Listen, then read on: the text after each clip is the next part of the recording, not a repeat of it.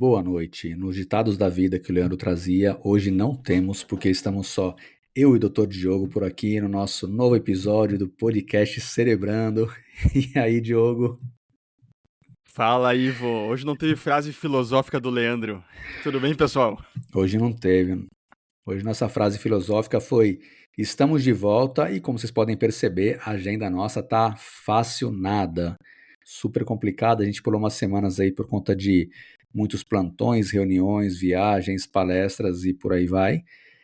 Mas tardamos, mas não falhamos. Estamos de volta aqui para o nosso novo episódio do podcast Cerebrando. Hoje eu e o Dr. Diogo. O Leandro está em um compromisso e não conseguiu chegar até agora.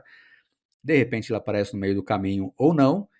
Mas temos hoje um tema aí super interessante e muito pedido já há muitos anos para gente. Não muitos anos, mas há muitas temporadas. E aí, Diogo, vamos contar para o pessoal o que vem no nosso bate-papo de hoje. Vamos lá, Ivo. Será que você dorme bem, Ivo? Como que tá teu sono? Você tá dormindo bem? Acorda descansado? E aí, Eu como acordo estamos? descansado todos os dias, quer dizer, quando eu consigo manter minha rotina, né, cara? Quando eu não sou.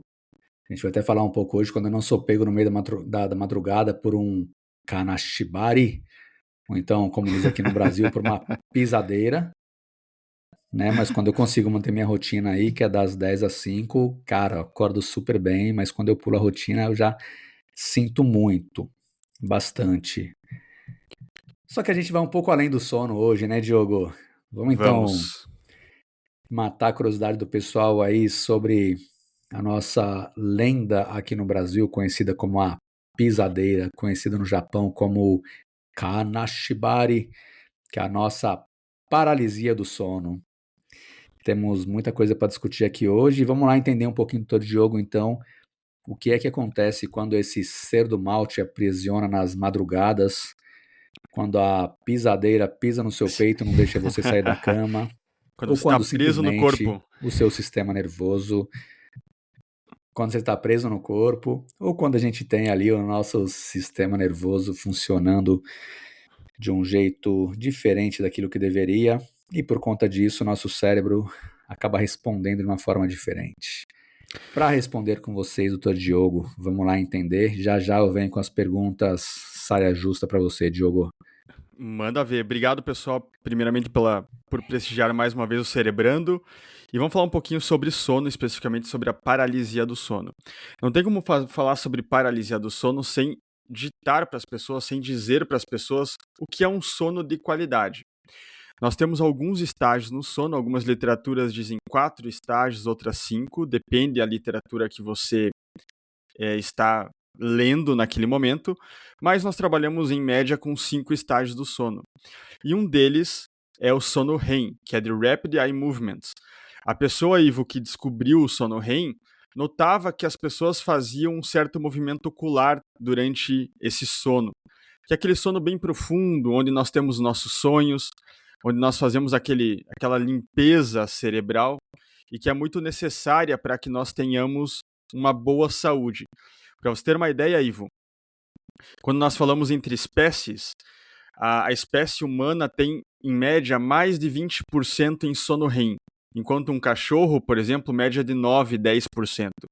Essa é a diferença do porquê que um ser humano consegue, às vezes, dormir 8, 9 horas e está super descansado e não dorme mais o dia inteiro. E o teu cachorro fica cochilando o tempo todo. Então, essa é uma diferença bem clássica que nós vemos e nós somos a espécie com mais sono REM de todas. E aí vem questões relacionadas ao sono que hoje são muito comuns no consultório, do tipo: eu não durmo bem, acordo super cansado ou cansada. Eu não consigo desempenhar bem porque o meu sono não é bom. E outra delas é a paralisia do sono. A paralisia do sono é aquela sensação que nós temos de que não conseguimos nos mexer quando acordamos.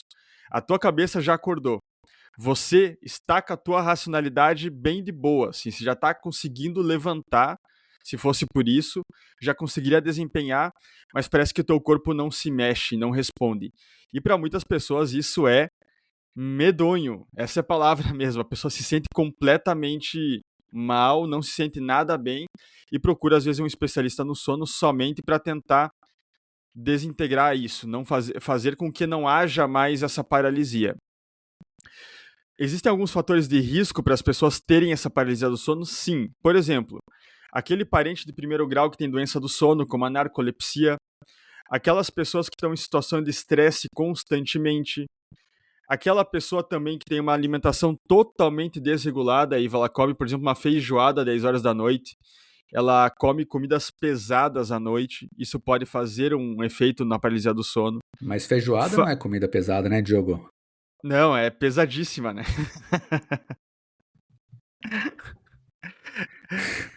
O que seria pesado para você, Ivo, de Cara, só, comida? só voltando um ponto aí, para quem não sabe que a, algo acima de 1,5 kg, 1,4 kg, assim, abaixo disso tá tranquilo, né? Tá bem de boa, né? Brincadeiras à parte, só tirar a dúvida para quem não conhece aí, a narcolepsia é aquela vontade incontrolável que a pessoa tem de dormir e dorme, né? Aquele sono que pega ela em vários momentos do dia, não importa o horário, Exatamente. de uma forma incontrolável e a pessoa acaba dormindo. Então, conhecida aí como a doença do sono. Então, quando a gente se refere que a narcolepsia é isso, é a pessoa ser tomada por um sono Absurdo. absurdamente forte e não conseguir ter controle sobre isso. O tabagismo também, Ivo, aquela pessoa que fuma E aí, muito. voltando, desculpa, você... Tranquilo? Uhum. E aí, acho que só voltando a um ponto legal que você falou, porque como a gente está dizendo de forma indireta e também direta, né, que a paralisia do sono, ela não tem a ver com ninguém ali pisando em cima do seu peito, não tem a ver com um espírito maligno ali te pressionando, etc. Tem pessoas que chegam a falar que veem, né, cara? Falar, mas eu vi alguém me segurando ali, eu vi um negócio preto, etc. E acho que é legal quando você for falar também, a gente explicar um pouco, porque assim, falar de paralisia do sono significa de forma direta o que a gente tem ali, basicamente os neurônios motores que deixam de funcionar durante o sono REM, né? Não fosse assim também, Isso. você ia acabar, sonhar estar lutando, e se aí seus neurônios estão ativados, você senta a mão em quem estiver do seu lado e por aí vai. Então acaba sendo um risco pra gente, e aí de uma forma curiosa, mas muito inteligente também. Então os neurônios motores são desligados durante o sono REM. E aí as pessoas que falam, mas eu vi ali o Demo me segurando, eu vi o Tinhoso, vi não sei o quê, e por aí vai. A gente tem, acho que, uma relação que se pode explicar muito melhor, com relação também ao sistema nervoso, ali ao lobo temporal, parietal e a amígdala também, né? Então imagino eu que em um momento onde a pessoa ela acorda e os neurônios motores estão ainda desligados, ou seja, ela não consegue reagir por conta disso, vai ser normal a amígdala dela disparar, porque vai ter a sensação de medo, e a amígdala disparando, o cérebro tenta buscar alguma correlação daquilo que está acontecendo e encontra a referência daqueles filmes e crenças da pessoa e acaba trazendo para ela naquele momento aquela imagem, né, aquele medo, ou seja, criando um cenário que não existe. É isso? Estou errado? Tá certíssimo. A paralisia do sono, Ivo, ela atinge normalmente as pessoas na segunda década de vida, então são pessoas mais jovens. E essa pessoa muitas vezes está naquele estresse já do dia a dia, já está muito cansada, já está muito desregulada. E aí, claro, às vezes até passando por um processo de depressão, síndrome do pânico, e você passa por uma paralisia do sono, sem dúvida alguma, ativa uma área do cérebro chamada amígdala, não é da garganta, tá? Mas que você vai então desencadear essa questão de medo, a questão de pânico e piora tudo. E aí, nesse contexto todo, a pessoa tem essas percepções em que ela vai achar que alguém está segurando, que ela está possuída por alguma coisa, mas não. Na verdade, é isso que o Ivo falou. Nós não temos um mecanismo muito acertado para entender de direito como a paralisia do sono funciona. Mas o que ocorre é que durante o sono REM, alguns neurônios motores são bloqueados. Para isso que o Ivo salientou muito bem. Nós não podemos, por exemplo, estar num sonho e dar um soco na vida real, numa pessoa que está do lado, por exemplo. Não é essa a questão que a gente não quer fazer isso. Você não pode, por exemplo, sair caminhando durante o teu sono. Isso não é normal. Nesse contexto todo há esse bloqueio e a pessoa às vezes demora para desbloquear isso e aí faz com que fique por um breve período paralisada. Mas com a racionalidade que você ganha, dá para vencer essa questão. Dá para você conseguir pensar, não, calma, relaxa, eu tô tranquilo. Em alguns segundos isso com certeza vai passar daqui a pouquinho, não tem dúvida alguma.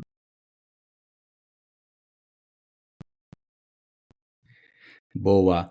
E para ficar, acho que bem transparente aí como água para as pessoas também, pensa assim, gente, a gente está falando de algumas regiões do cérebro com relação a isso, né? Então, quando a gente fala da parte parietal, a gente está falando da nossa percepção corporal, ou seja, onde eu estou, o que está ao meu redor, o que está acontecendo.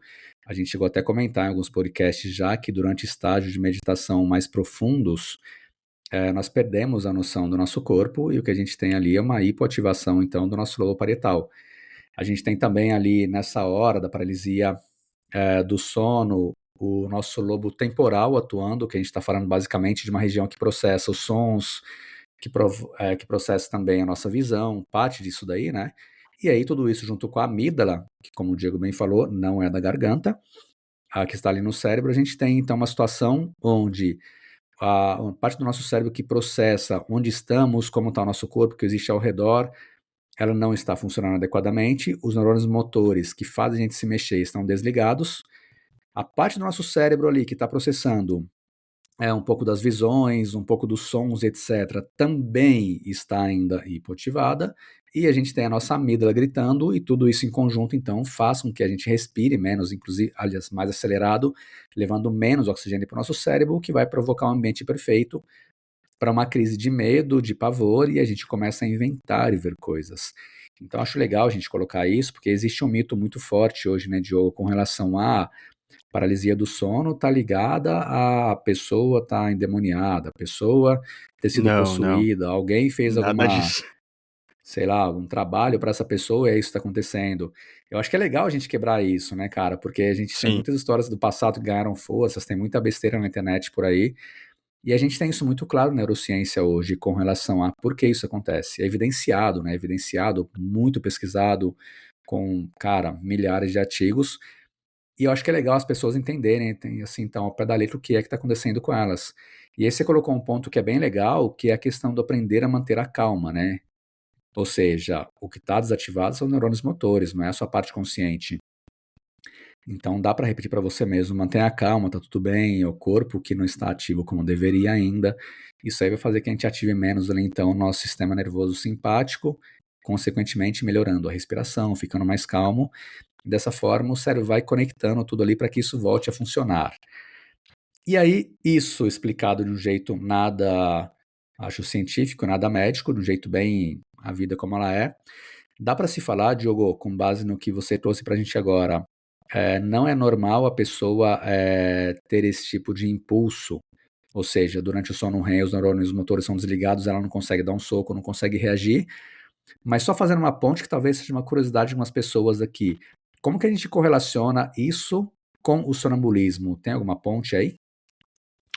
Então, primeiramente, Ivo, o que a gente pode entender, algumas pessoas devem já ter ouvido falar de distúrbio do sono REM, por exemplo, que é uma condição que envolve, por exemplo, uma doença de Parkinson. A pessoa tem 10 a 15 anos,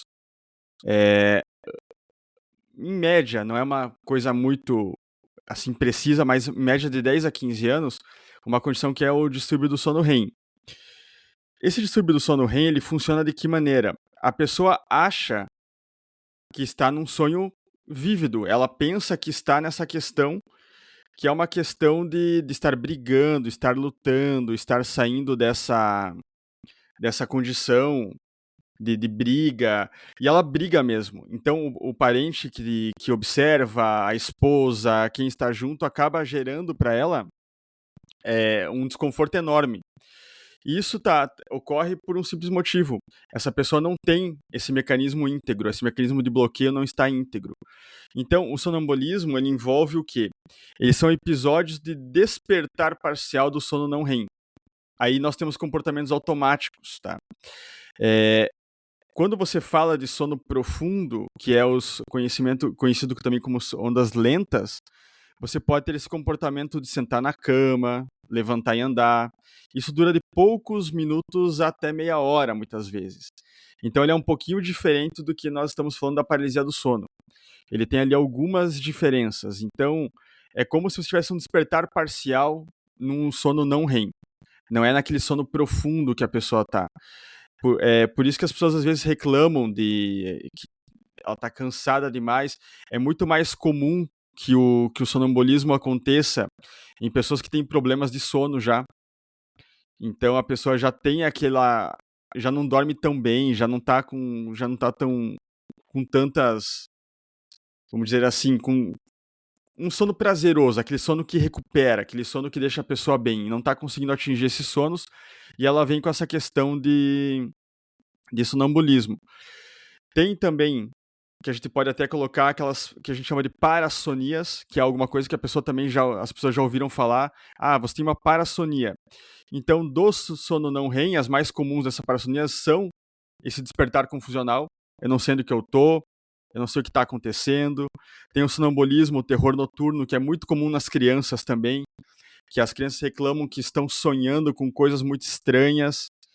E quando a gente fala de sono REM, aí vem essa questão do comportamental do sono REM, como eu falei, e ainda a enurese noturna nas crianças, que é urinar na parte noturna, mas tudo isso são distúrbios do sono múltiplos. E o sonambulismo, então, ele entra nessa fase não REM do sono, e é um despertar parcial. E aí a pessoa tem que tratar isso. Tratar isso de que forma? Às vezes com medicações, às vezes com uma terapia cognitivo-comportamental, que isso tudo vai fazer grandes diferenças, mas acaba gerando para o cérebro uma confusão mesmo. Essa é a etiologia do sonambulismo. Legal, boa, super claro. Então vamos voltar aqui para o nosso debate hoje, que é a paralisia do sono. Cara, entendido que os neurônios motores estão desligados, você não vai ter nenhum tipo de reação, e Uhum. entendido que, a depender de suas crenças, inclusive também se dispara a amígdala, você vai conseguir criar alguns cenários, ou o cérebro buscar algumas associações com base naquilo que você acredita. O que explica, então, pensando em termos cerebrais, as pessoas que têm aquelas alucinações muito fortes e que chegam a dizer que ouvem inclusive sons? Cara, eu ouvi o som, eu vi aquele ser falando comigo. A gente está indo muito além da questão aí de simplesmente estar com os neurônios motores desligados, né? O que está acontecendo nesse cérebro, cara? Pois é, esse é um ponto bem importante. Primeiramente, como você falou muito bem, Ivo, existe uma região que se chama parietal do nosso cérebro. Essa região ela tem muita relação com essa percepção extracorpórea. Por exemplo, que é algo que as pessoas relatam. Não, eu senti meu corpo, eu senti sair do corpo, eu senti que eu estava diferente, eu senti que eu estava levitando. Então são ativações diferentes da pessoa estar acordada. Por mais que ela esteja racional, ela ainda tem a diferença de ondas em regiões diferentes do cérebro. Então são algumas diferenças. A pessoa está acordada, mas de fato ela não está 100% normal como ela estaria se estivesse 100% acordada. Para simplificar para o pessoal como que as coisas estão. Então, por isso que uma das dicas que as pessoas que trabalham com sono, os especialistas em sono falam, é que quando acontece esse tipo de paralisia, é manter a calma, exercício de respiração, tentar pensar que está se movimentando, porque isso pode desencadear um processo todo para entrar nessa normalidade, é conseguir fazer movimentos discretos, tipo mexer um dedo, conseguir mexer um pouquinho a língua, mexer um pouco a boca, mas é por isso, falta de oxigênio muitas vezes, a pessoa ainda está com ondas mais lentificadas em algumas regiões do cérebro, então essa diferenciação faz com que haja percepções muito errôneas. Aqui eu dou um exemplo para você, Ivo. Pacientes que passam por hipóxia dentro de UTIs, de emergências, eles relatam as mais diversas alucinações. Hipóxia é falta de oxigênio. Então, nós provamos aí que muitas vezes essa falta de oxigênio, essa falta de funcionamento normal do cérebro naquele contexto pode sim gerar para aquela pessoa uma sensação diferente, uma experiência extracorpórea, uma alucinação. Então, aí são várias as questões que podem gerar para nós uma percepção diferenciada.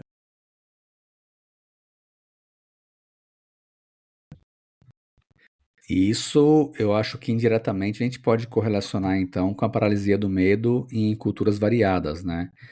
Porque aqui no Brasil a gente tem essa questão do nome que eles vão dar de pisadeira, por exemplo. Eu sei que no Japão Já existe esse outro nome também que é dado. Quando a gente fala na Europa, a gente encontra também algumas coisas. E o que a gente vê, então, nesses lugares, eu acho que basicamente é uma forma de dar sentido para o medo, né, para algo que vem de muito tempo. Ou seja, antigamente, quando não existia, então, a neurociência, quando não tinha neurologia, isso acontecia, a resposta mais prática e mais simples era essa, né? Tá possuída por um espírito, porque não conseguia se mexer, aquela sensação do peso no peito, etc.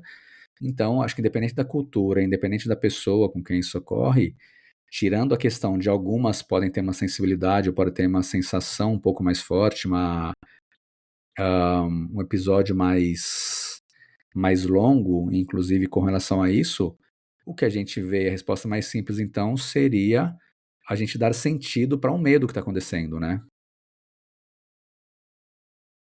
É isso que a gente tem então aí na Sem dúvida, prática, Ivo. é isso, cara, tá, estamos tentando dar sentido para algo que a gente não É, conhece. Vem daí talvez então a questão de por que paralisia do sono, porque as culturas deram, independente do lugar, né? Cada uma deu um nome diferente, mas é sempre a mesma coisa, um ser que aperta ali o seu peito. Ele é não por segura isso, seus Ivo, braços, não puxa sua que perna, tá apertando o peito. tá Tem apertando o a ver peito. com a respiração superficial, né? A amígdala disparada. Sim, sim. Uhum. Sistema nervoso autônomo simpático ativado, a pessoa fica mais sudoreica, ela fica com essa respiração mais ofegante. E é por isso, Ivo, que a terapia cognitivo-comportamental funciona nesses casos de insônia, nos casos de parassonias. Porque você consegue gerar um significado para tudo aquilo, você consegue mostrar que aquilo não é motivo para você ter um pânico. E por que que gera o pânico? Quando você não corticaliza aquela emoção e ela não vira um sentimento, você automaticamente já dispara mecanismos de fuga ou luta. E aí a pessoa não tem controle mesmo. Uhum. Você Que vai pergunta, trazer um Ivo, medo intenso. vai trazer um medo intenso. Você pergunta, Ivo, qual que é o risco, por exemplo, de uma paralisia do sono? A pessoa tem chance de falecer, de ter problemas maiores? Não, no princípio não. Mas claro que é algo desconfortável. Então, é mais ou menos assim. Se você olha para certas pessoas, existem pessoas que vão ter muito medo de estar dentro de um elevador fechado. Outras pessoas não terão medo algum. Mas qual que é o perigo de estar num elevador fechado? Em tese, racionalmente não tem perigo. Mas para algumas pessoas isso dá um medo absurdo, em que ela não consegue gerenciar isso e automaticamente, sem pensar, ela já está tentando abrir a porta, já está gritando, já está chorando, e depois de um tempo que ela vai pensar, nossa, calma, eu tenho que dar um controle para isso. Por que que eu não consigo dar um controle para essa situação? Aqui é o mesmo princípio. Quando você sabe que você tem essa paralisia do sono, você dá aquele significado, você dá aquele controle, e aí racionalmente você racionaliza aquilo, isso vai suprir as suas necessidades racionais, e aí com certeza tudo vai entrar nos eixos. E aí, claro, ajeitando o sono, dormindo mais cedo, dormindo melhor, se alimentando melhor, não tendo aqueles hábitos ruins, talvez você nem tenha mais a paralisia do sono. A gente consegue ceder isso, com certeza.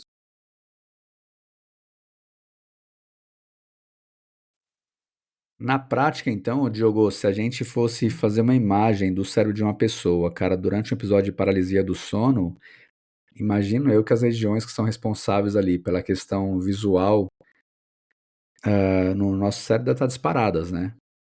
Porque a grande questão aqui, que talvez fique para algumas pessoas ainda, é, tá bom, eu entendi o que está acontecendo, eu entendi que eu não me mexo, que os neurônios estão desligados ainda, eu entendi que se falta muito oxigênio ali no meu cérebro, tem muito cortisol atuando também, e aí isso dificulta um pouco as coisas como elas acontecem, mas a área de processamento de imagens e aquilo que eu vi, e acho que é legal falar também que mesmo vendo coisas diferentes, não existe nada sobrenatural aí, né? De você ver e ouvir. Não. O que a gente tem é um Não tem, superestímulo não do tem. cérebro naquele momento, e a gente sabe hoje, né, que dá para se estimular o cérebro e provocar coisas variadas.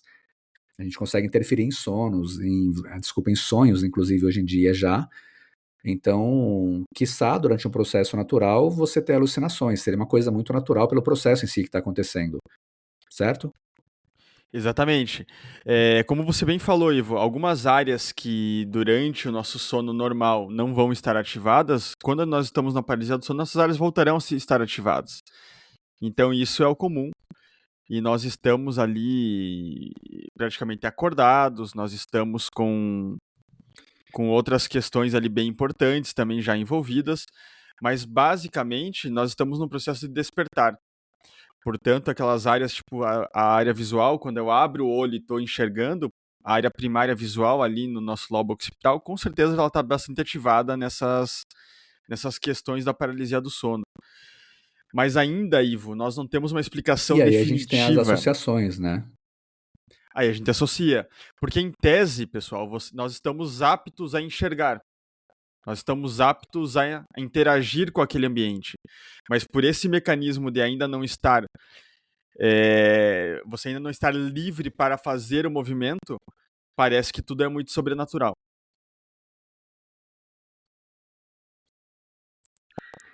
O que explica a questão de algumas pessoas ver um ser de origem duvidosa, outras veem uma pessoa de preto, outras veem um monstro, outras veem um tinhoso chifrudo. Ou seja, a gente tem aqui o elemento crença também atuando, né? Então, se você acredita muito mais que isso é a hora do tinhoso, a chance de você ver o tinhoso ela vai ser alta. Se você acredita que é ali, sei lá, uma mulher cabeluda que vai estar te prendendo, te segurando nessa hora, que você vai acabar vendo.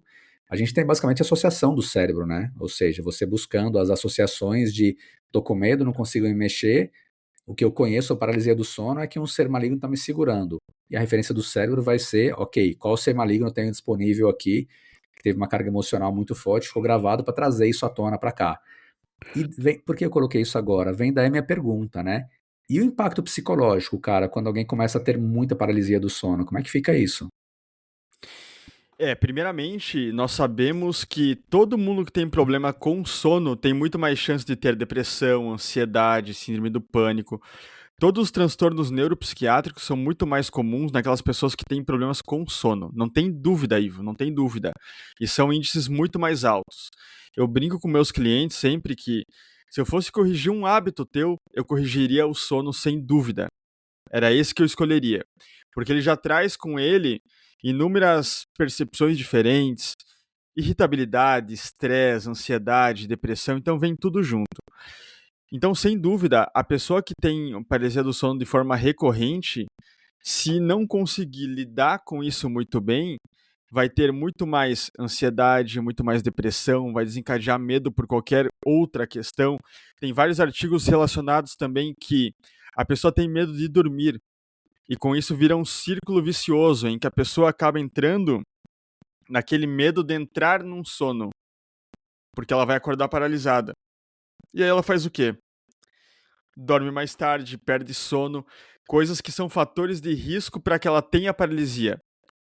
E aí acaba se perdendo em vários contextos importantes, como alimentação, água, exercício físico, porque quem não dorme não tem bom desempenho. Ponto final. Se você quer ter um bom desempenho na tua vida, durma bem. Durma na quantidade de hora certa, no horário certo, e que, claro, a vida vai ser transformada de uma forma categórica.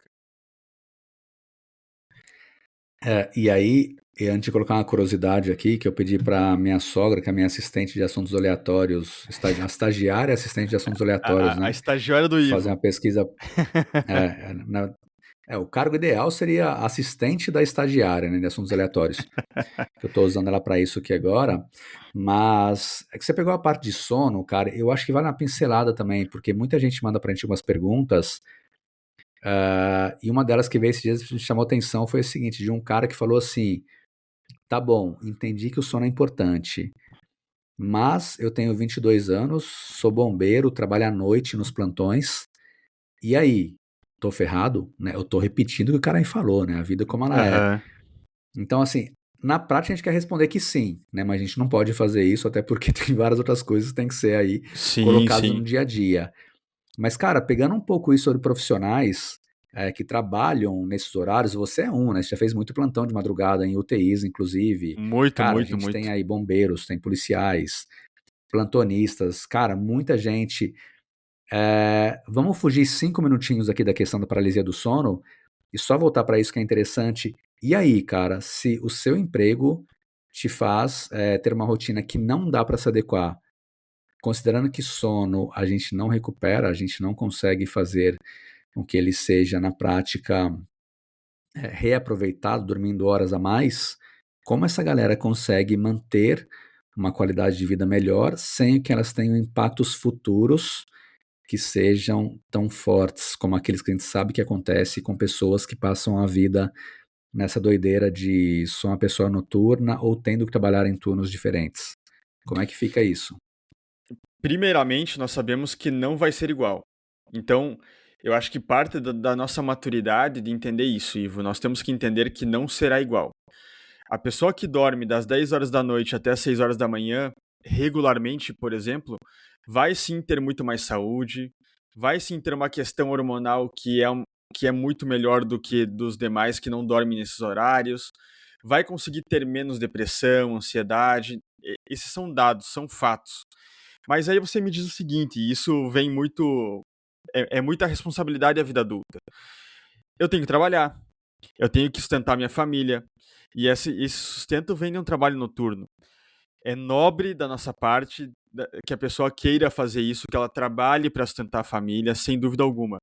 Mas aí vão algumas dicas. Primeiramente, se você puder variar esses turnos, já começa a ser um pouquinho melhor. O que é a variação desses turnos?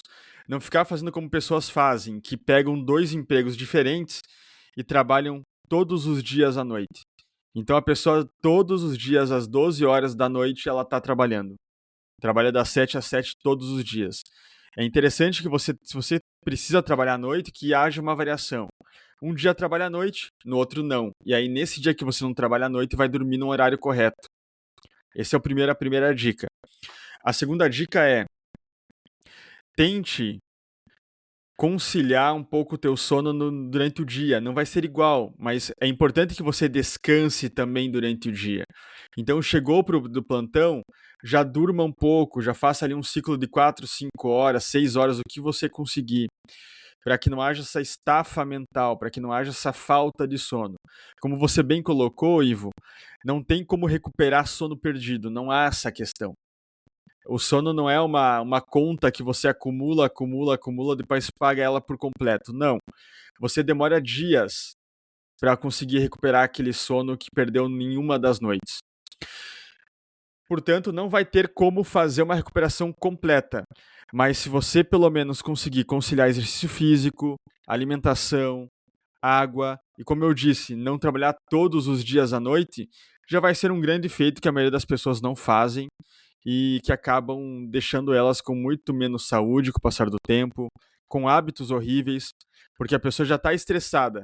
Ela não quer comer alface com granola durante a noite, ela vai querer pegar um hamburgão, pegar batata frita. Então a tendência também é que essa pessoa se alimente em horários errados. Leve janta e jante em horários certos e não fique comendo a noite inteira também é outra dica que eu passo para todo mundo.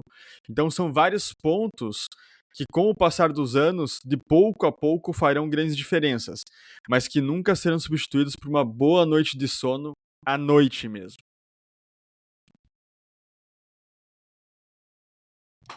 Boa, Diogo. E aí, vamos entrar no momento curiosidade aqui. Olha só, eu pedi para minha estagiária, que falei Bora? para vocês já fazer uma busca para mim aqui, né?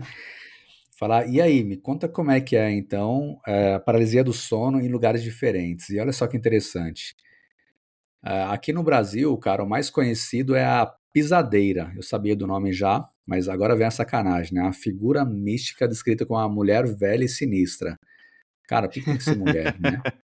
E ainda é velha e sinistra.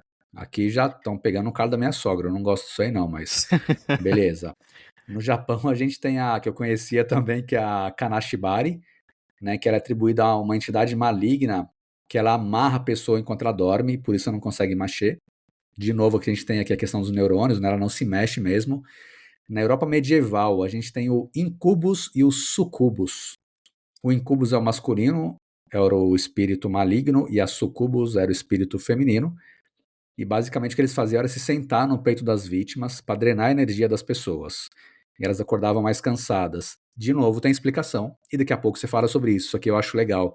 Ah, por que eu acordei Uhum. cansado então? Drenaram a minha energia? Não, não drenaram a sua energia. No Oriente Médio a gente tem os jinns, né, que são aqueles gênios. Diziam que eles visitavam os humanos à noite também, e por isso vinha a sensação de presença ameaçadora. que de novo a gente tem a amígdala gritando aqui uma resposta que a gente já deu. Cara, na China, a paralisia do sono ela é conhecida como Gui Yachuang, ou seja, a pressão do espírito, ela é causada por um espírito que também se senta no peito da pessoa. E sempre é um espírito, né? Na Escandinávia, sempre o espírito. Não, e o mais impressionante é ela sentar no peito e te faltar ar, né? Então a gente tem ali a questão já do espírito conseguindo transcender o uso da nossa física, da Exatamente. matéria. E aí a gente tem na Escandinávia um espírito chamado Mara, nos desculpem as mulheres chamadas Mara, mas é o que está na lenda de lá. E esse espírito maligno chamado Mara se senta sobre o peito das pessoas também, causando pesadelos e a sensação ali de sufocamento. E aí, para a gente quase finalizar aqui, nós temos nas Ilhas Britânicas a velha Hag. Cara, o que é sempre mulher isso aqui, né? Eu, como pai de uma menina e apaixonado pela minha mulher, eu não acho muito legal. É sempre a mulher É o que problema do arranca sono é o a ar, que mulher. Não, arranca, sufoca as não, não, pessoas. não, não. É, exato, tá o homem aqui de novo, né? Mas enfim, nas Ilhas Britânicas e tem que ser velha também, né? É a velha Hag, que é uma bruxa que senta no peito das pessoas e imobiliza. Aí na Tanzânia, cara, a gente tem a Popobawa, que em Zanzibar e algumas outras regiões ali, também é um espírito, um demônio, que ataca as pessoas quando elas dormem e causam pânico. A gente tem na Coreia do Sul, uma paralisia do sono é causada pelo Gawi Nulin, ou Gawi Haoji, que significa o fantasma do sono, que também é um fantasma que pressiona o peito da vítima. E por último, no México, nós temos ali a paralisia do sono sendo causada por também uma mulher que se senta, uma bruxa, na verdade, que se senta no peito para drenar a vitalidade humana. E olha só a coincidência, né? Porque é sempre assim, a pressão no peito, o drenar a energia, e a gente sabe que isso é explicado pela neurociência hoje, né? Sim, Porque, de sim. novo, a pressão no peito, cara, se você não consegue se mexer, o sistema nervoso simpático está disparado, a sua respiração é mais superficial. Logo, se ela é mais superficial, você vai sentir que tem alguma coisa, você não consegue respirar direito, né? A sensação do aperto no peito. E aí, imagino eu que sim, mas eu gostaria que você respondesse a questão do drenar a energia. Porque hoje um espírito da Mara me visitou à noite, pressionou, sentou no meu peito, ficou lá, drenou minha energia e por isso eu tô cansado. Cara, você tá pulando estágio do sono, né? Na prática, você Tá. perdeu um estágio e aí tem lógica, é isso? Exatamente, Ivo. Tá aí eu Coitado das falando mulheres aqui, chamadas aí hoje à Maras, noite né? vem a paralisia do sono pra mim, né? Pois é. Coitada Não, e das das mulheres Maras, no né? geral, né? Que é uma sacanagem que É, a no lenda geral, cara, que é sacanagem, né? sempre as mulheres que são as culpadas ali. É, Mas não é enfim, verdade, tá, pessoal? Só pra deixar bem claro pra alguém que acha que a sua esposa que se chama Mari é culpada do teu sono irregular. Não é, não é isso, tá? Não é isso. Mas vamos não lá, é. Ivo. A Não é. culpa é a minha sogra, né? Porque eles falaram aqui. Não, a minha Exatamente, sogra né? pode ser, de vocês eu não sei, mas vamos falar do dreno de energia, cara. Por que as pessoas sentem drenadas? O que acontece? Então, nós temos uma revisão sistemática, para quem não sabe, é um dos estudos mais importantes da literatura científica, uma revisão sistemática, que foi feita lá em 2018, Ivo, que eu estava lendo recentemente, e que mostra mais ou menos que 8% da população mundial experiencia a paralisia do sono durante a vida, o que não é tão pouco, e um dos fatores que eles põem para que a pessoa tenha paralisia do sono é o transtorno do estresse pós-traumático, o transtorno do pânico. Então são pessoas que normalmente já não têm uma qualidade de sono boa. E aí, como você falou, essas pessoas não conseguem atingir todos os estágios do sono. São pessoas que muitas vezes estão já com uma narcolepsia ainda não diagnosticada. Elas passam por momentos ruins da vida, estão passando por insônia, estão passando por um estresse gigantesco, e o cansaço não vem da paralisia do sono e do espírito retirando tua energia, mas vem desse problema geral, que é o problema de ter um sono conturbado, de estar com insônia, passar por estresse, passar por ansiedade. Então nisso, fiquem bem tranquilos que não é o espírito da Mara tirando tua energia, não é do espírito de nenhuma bruxa ou mulher tirando tua energia. Mas é o contexto geral. de dormir mal, mesmo que faz com que você se sinta muito cansado ou cansada. É essa desconexão entre um cérebro que já acordou, mas que ainda não te tirou daquela atonia muscular, que é a falta de tônus muscular, que é a falta de movimentação do músculo. E aí faz com que a pessoa se sinta muito ansiosa, muito deprimida, muitas vezes cansada, sensação ruim. E aí ocorre tudo isso. Mas não é que a pessoa tenha ali um espírito drenando essa energia, não é nada disso. O que você precisa fazer é qualidade do sono, melhorar a tua qualidade em todos os contextos de vida, estresse, saúde geral, para que aí sim você durma melhor e se sinta descansado ou descansada. Aí será outra história, eu te garanto.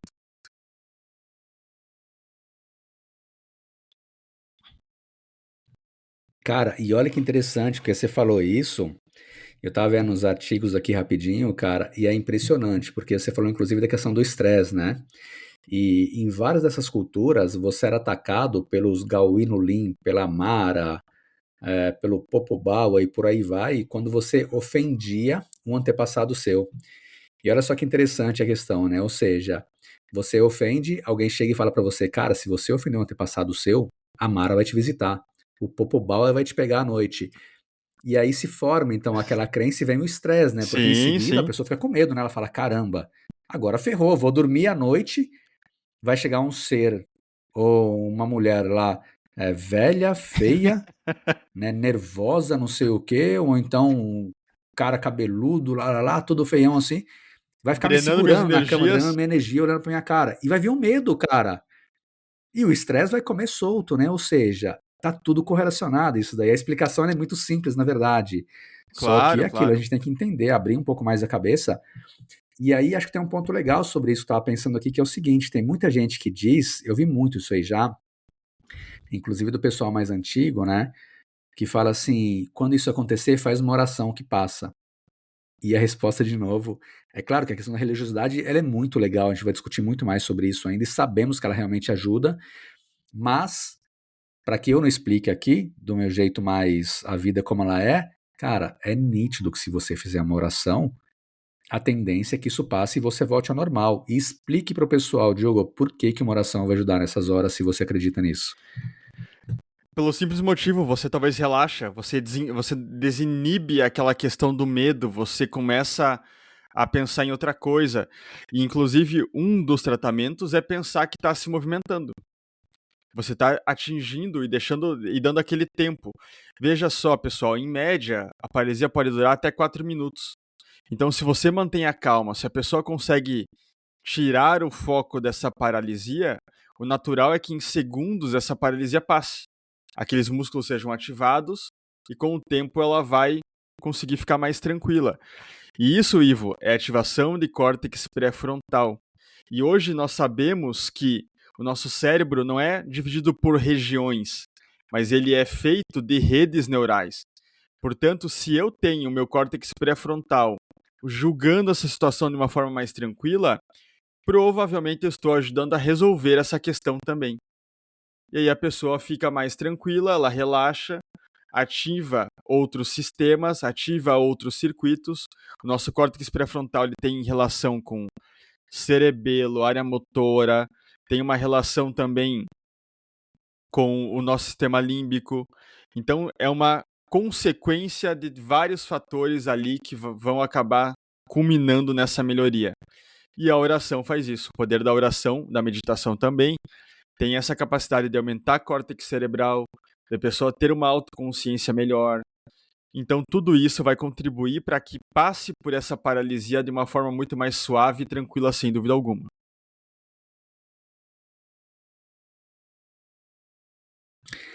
Boa, excelente colocação, Diogo. Espero que depois dessa, nem eu e nem você temos uma paralisia do sono, né? Porque eu não tenho uma Não, décadas, e se acontecer agora, eu vou colocar neurociência em dúvida. No eu próximo a nunca gente tive, conta se graças a rolou ou Deus. não, mas e que não seja agora, né? Senão a gente vai colocar a ciência em jogo aqui, e aí temos um problema para resolver. Boa. Pô, acho que é isso, Diogo. A gente conseguiu explorar bem o tema. Boa. Então, do meu lado, para ir fechando pro pessoal já aqui, gente, se vocês acordam na madrugada escura na vida de vocês aí, naquele quarto arrumado, bagunçado, e sentem que tem um ser, seja ele a mulher ou um homem, seja ele a Mara, seja ele o Gi Yang-chung, seja ele a velha Hag, quem for, não tem ninguém sugando a sua energia, não tem ninguém sentado no seu peito. O que acontece é que seus neurônios motores estão desligados, você está com muito medo, tendo muito medo, o cérebro interpreta como uma ameaça, e o cérebro precisa criar associações. O nosso cérebro, ele precisa dar vida para algo que está acontecendo. Então, se na hora existe uma imobilidade e você está com muito medo de algo, ele vai fazer que alguma coisa aconteça lá dentro para que aquilo tenha uma lógica para você. Ou seja, aquilo não pode simplesmente acontecer e não ter o sentido. E o sentido que ele vai criar, que ele vai trazer para você, então, são alucinações, são sons que você pode ouvir, mas isso está dentro da sua cabeça, não está sentado em cima do seu peito. Relaxem, respirem, façam uma oração que funciona muito bem em diversos sentidos e entendam, então, expliquem e passem à frente que paralisia do sono não tem nada a ver com o Satanás, com o Tinhoso, com a Mara, com a velha Hag, com nada disso aí. É um estado do nosso bom e velho cérebro que se adapta às situações do dia a dia.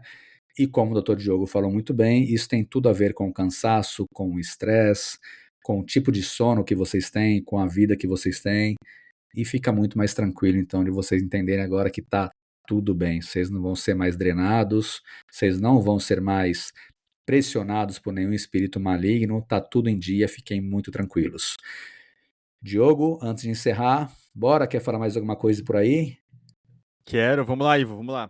Então, se você tem paralisia do sono, primeiramente, se você sofre muito com isso, procure um bom profissional, algum especialista em sono, talvez uma polissonografia vai fazer sentido para você.